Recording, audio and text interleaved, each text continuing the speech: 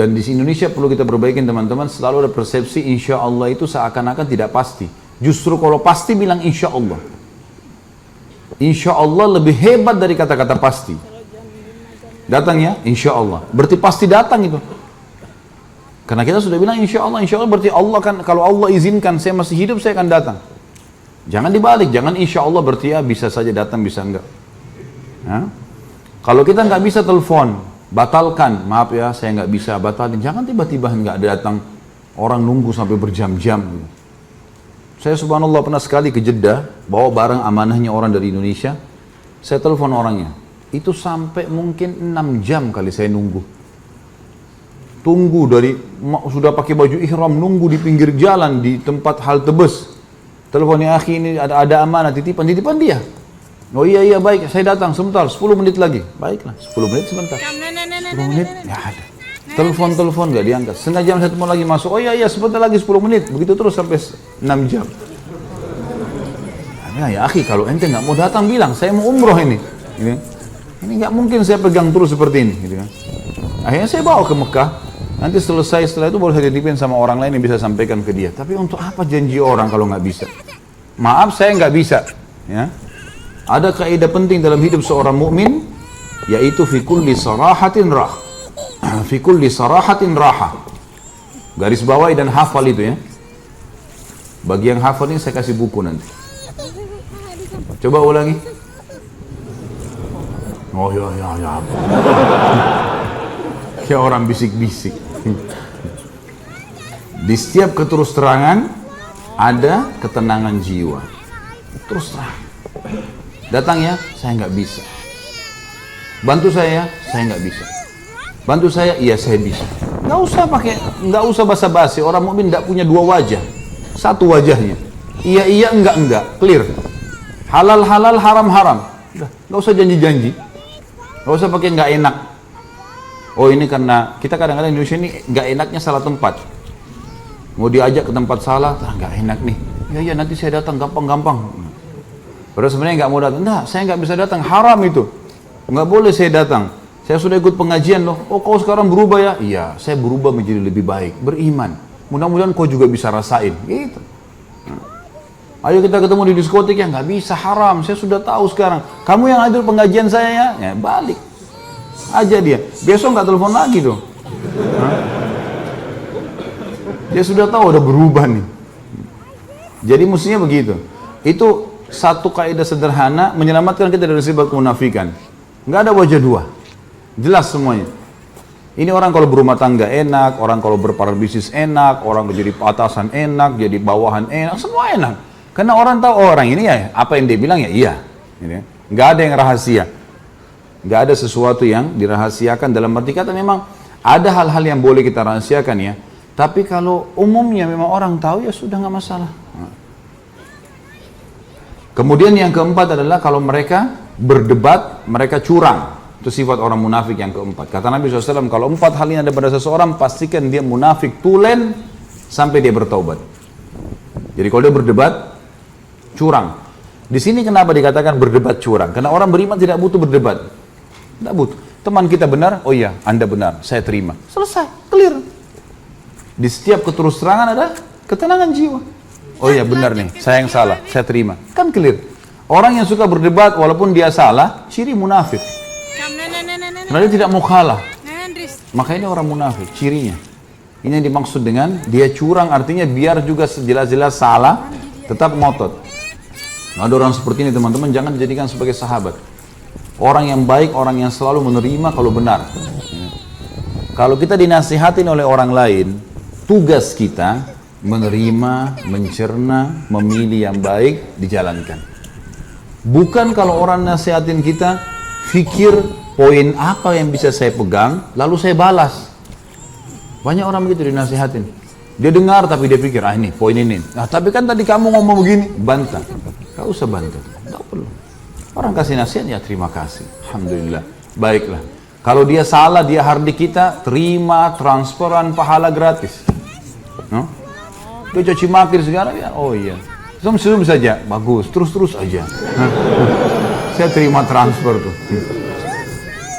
Saya pernah cerita ini, Ibnu Abbas radhiyallahu anhu pernah pakai jubah baru lalu dicaci maki oleh orang. Kamu begini, kamu begitu, kamu macam-macam. Apa yang terjadi? Ibnu Abbas diam sambil senyum. Sudah selesai orang itu caci maki, oleh Ibnu Abbas dibuka jubahnya. Ini hadiah buat kamu. Sampai malu orang itu. Tadi caci maki dia, kenapa Ibnu Abbas pakai baju baru? Cemburu gara-gara bajunya orang. Kenapa? Baju di badannya orang. Hah? Ngapain kamu yang cemburu? Badan bukan ada juga gitu ya. Kenapa harus cemburu? Tapi gitulah. Lalu Ibnu Abbas mengatakan kepada pegawainya yang ada bersama di beliau, yang selalu bawa-bawa bukunya apa macam-macam kebutuhan Ibnu Abbas, dia mengatakan, beritahukan alamat rumah saya, rumah kita orang ini. Siapa tahu dia punya hajat kita penuhi. Maka Ibnu Abbas, pegawai Ibnu Abbas sampaikan, lalu orang itu diajak ke rumah, lalu diberikan hadiah sampai orang itu jadi muridnya Ibnu Abbas. Teman-teman sekalian, jangan pernah balas kebodohan dengan kebodohan, tapi balas kebodohan dengan kepintaran. Orang teriak caci maki, biarin aja. Jangan kita ikut-ikutan. Kalau ada dua orang, dua-duanya ribut, dua-duanya jelek nggak? Dua-duanya sama jeleknya. Biar tampannya bagaimana jadi jelek juga. Matanya belalak, mulutnya besar-besar kelihatan, ludahnya muncrat semua. Jadi jelek. Kata Nabi SAW, kalau dua orang bertengkar, maka yang memulai pertengkaran dilaknat sama Allah tuh. Yang diam ini dikasih pahala sampai rivalnya ini balas. Kalau kita ikut balas, maka kita juga sama dengan dia. Jangan balas kesalahan dengan kesalahan, kebodohan dengan kebodohan. Kita digibah, kita juga gibah, itu kebodohan. Ada satu hal yang saya ingin titik beratkan teman-teman sekalian, penting sekali. Allah yang maha tinggi dan maha pemurah selalu mengawasi kita dengan keadilannya, dengan keluasan ilmunya. Hukumannya memang benar akan datang kepada pelanggar, perlindungannya memang datang kepada orang-orang yang terzalimi, pasti. Renungi riwayat ini. Musa alaihissalam pernah satu waktu berkata kepada Jibril alaihissalam, sampaikan kepada Allah, saya ingin melihat keadilannya Allah. Allah balas melalui Jibril alaihissalam, sampaikan kepada Musa, hai Musa, kau tidak bisa sabar kalau mau menilai keadilanku. Kau manusia, punya kapasitas. Susah kau mau menilai keadilannya sang pencipta. Kata Musa, dengan taufikmu ya Allah, saya akan coba. Baiklah. Allah tunjukkan satu kejadian saja, satu kasus saja. Hai Musa, pergi ke mata air ini. Pergilah Musa alaihissalam ke mata air itu. Pas tiba di mata air itu teman-teman, Allah memerintahkan Musa alaihissalam hanya lihat saja. Nggak buat apa-apa, cuma melihat. Ada kejadian. Rupanya ini di padang pasir luas, ada mata air, ada air mengalir. Datang satu orang nunggangi kuda lewat di situ. Orang ini minum, turun dari kudanya minum. Rupanya di sisi pinggang sebelah kirinya ada kantong isinya banyak duit. Waktu itu jatuh di dekat air itu. Orang ini nggak tahu, minum air pergi naik kuda. Musa alaihissalam lihat, ini kejadian pertama ya. Tidak lama kemudian datang anak kecil, umurnya 9 tahun, 10 tahun, belum balik datang. Minum air di situ, dia lihat ada kantong duit, diambil sama anak itu. Pergilah anak ini. 2. Yang ketiga, datang orang buta. Orang buta ini mau sholat. Dalam kisah ini dikatakan mau sholat. Allahu alam, pada zaman Nabi Musa alaihissalam sholatnya apa sama dengan kita nggak tahu. Ya. Tapi jelas mereka punya ibadah, sholat, gitu kan. Apakah jumlah rakaatnya sama? Allah alam, karena kita tahunya jumlah rakaat kita berbeda dengan Nabi Musa alaihissalam, karena Musa sendiri waktu kejadian Isra dan Mi'raj meminta kepada Allah Muhammad SAW agar meminta diringankan sholatnya kan. Baiklah. Orang ketiga ini wudu, orang buta. Dia dengar suara air, dia wudu. Waktu dia lagi wudu mau sholat, orang yang naik kuda kembali. Dia cari mana uangnya nih. Lalu dia bilang, Pak buta, kamu ya yang ambil uang saya. Kata orang buta itu, saya nggak ambil uang. Saya buta, uang apa? Saya nggak bisa lihat. Enggak, kau pasti ambil uang. Tadi saya turun di sini, saya minum sini, uangnya jatuh di sini. Enggak, ribut, cekcok, akhirnya si penunggang kuda membunuh si buta. Sudah selesai. Buyar gitu. Sudah bubar sekarang, pergi orang yang itu, uangnya sudah hilang, si buta sudah mati di situ. Musa alaihissalam lihat. Musa berdoa sama Allah, ya Allah, saya nggak sabar lihat ini. Ini kejadian. Mereka tidak saling tahu nih ceritanya, tapi Musa lihat dengan mata kepala jadi tahu maksudnya, kasusnya kan. Lalu Jibril datang mengatakan, hai Musa, Tuhan mau mengirimkan salam kepadamu dan mengatakan, makanya sudah dikatakan kau tidak akan sabar hai Musa. Tapi perlu kamu tahu, Tuhanmu Allah maha mengetahui dan maha adil. Begini ceritanya. Si penunggang kuda itu tadi yang jatuh duitnya, dengan hikmah Allah jatuh dari dia. Itu adalah tuannya, majikannya, anaknya, ayahnya si anak yang mengambil uang. Anak ini tidak tahu kalau ini majikan ayahnya dulu. Tapi rupanya ayahnya si anak ini pernah bekerja sama si penunggang kuda. Pernah bekerja sama penunggang kuda ini tidak memberikan gajinya. Dan subhanallah gajinya senilai kantong itu. Jatuh dengan hikmah ilahi. Anak ini nggak tahu kalau ini dulu yang zalimi ayahnya. Dia datang mau minum di padang pasir, ada duit diambil. Allah dengan kemahaadilannya memberikan haknya si ayah anak ini dengan caranya. Lalu yang buta bagaimana? Kata Jibril alaihissalam, si ayah ini, ayahnya anak, pada saat dia tidak dikasih gaji oleh penunggang kuda, dia pun mencari kerja di sana sini, sampai akhirnya dia bertemu sama si buta. Ini si buta dulu bukan orang buta. Lalu si buta ini dengan sebuah kejadian membunuh ayahnya si anak.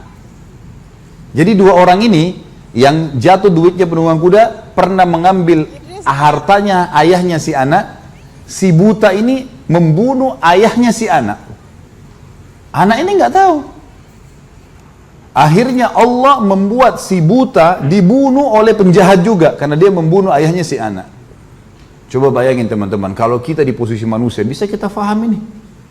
Rumit sekali. Itu baru satu kasus. Bayangin berapa kasus ini.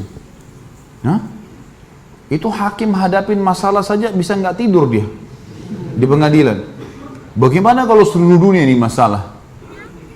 Apa yang kita bisa ambil pelajaran dari kisah ini teman-teman sekalian? Bagaimana Allah mengawasi, mengontrol, dan kalau orang beriman berada di relnya Allah, nggak usah khawatir. Nggak usah jadi orang munafik, nggak usah jadi orang kafir, orang mukmin enak. Dan Allah maha adil, pasti mengambil hak kita. Bayangkan ayahnya si anak ini sudah mati loh. Allah masih kembalikan haknya dengan caranya Allah. Allah mengatakan dalam Al-Quran, A'udzubillahi minasyaitonirrajim, innahum yakiduna kaida wa akidu kaida. Mereka mau ngatur tipu daya, aku juga mengatur tipu daya, kata Allah. Nggak bisa buat apa-apa mereka. Jadi teman-teman sekalian, tidak usah khawatir. Ada banyak orang lemparkan isu umat Islam lagi terdesak, nanti akan dibantai. Isu semua. Kita punya wahyu dari langit. Orang beriman akan menang. Selesai konsepnya. Mati terbunuh, mati syahid. Tertolimi, ambil haknya di akhirat. Nggak ada yang hilang. Nggak ada yang hilang. Jadi, bagaimana saja kita berada di realnya Allah. Ya. Dan setiap kali antum menghadapi sebuah masalah teman-teman sekalian, yang paling pertama lakukan muhasabah diri sendiri dulu. Bisa saja Allah mau kita beristighfar dengan hikmahnya. Kita punya salah, bertobat, astagfirullah wa atubu ilaih. Kita tobat kepada Allah SWT. Insya Allah kalau itu permasalahannya, connect nanti sisi itu berhenti gitu. Pemicu kita jadi masalah ini akan berhenti dengan hikmah Allah. Karena sebenarnya sumbernya di sini. Kalau kita tidak melakukan perbuatan, sudah tenang aja. Pasti ada sesuatu yang Allah inginkan, peninggian derajat kah? Akhirnya nanti orang dikenal, nanti ini A, B, C, banyak hal lah. Kita berada di ranah, di zona yang dikuasai oleh Allah teman-teman sekalian.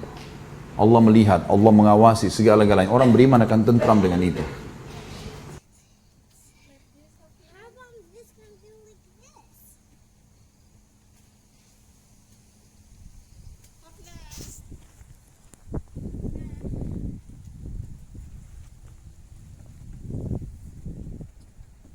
Good job, Afnan.